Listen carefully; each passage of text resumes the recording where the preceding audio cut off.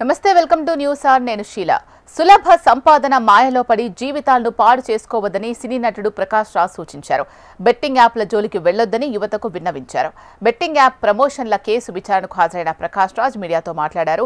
Enforcement directorate విచారణ చేసిందని, అడిగిన ప్రశ్నలకు సమాధానాలు ఇవ్వాల్సిన బాధ్యత నెరవేర్చాలని ప్రకాష్ రాజ్ తెలిపారు.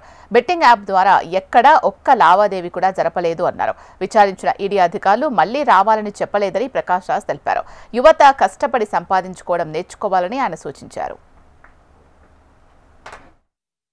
బెట్టింగ్ యాప్ గురించి ఈడీ వాళ్ళు పిలిచారు 30 రోజులు రావాలని.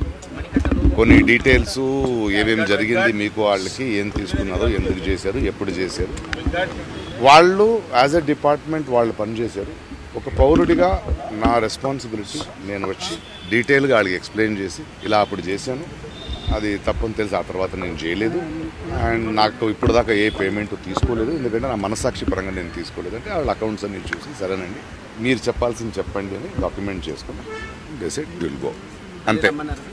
మళ్ళీ రమ్మలేదు, అయిపోయింది.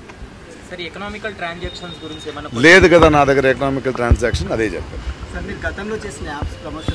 నేను అదేం లేదని చెప్పానండి. ఒకే ఒక యాప్ చేశాను 2016లో, అది వాళ్ళకి చెప్పాను. వాళ్ళు పని చేస్తున్నారు, వాళ్ళు ఎతుకుతున్నారు, వాళ్ళకి మనం కోఆపరేట్ చేయాల్సింది మన బాధ్యత. దయచేసి బెట్టింగ్ యాప్స్ మీద ఆడకండి, మీరు స్వయంగా సంపాదించే దారి చూసుకోండి.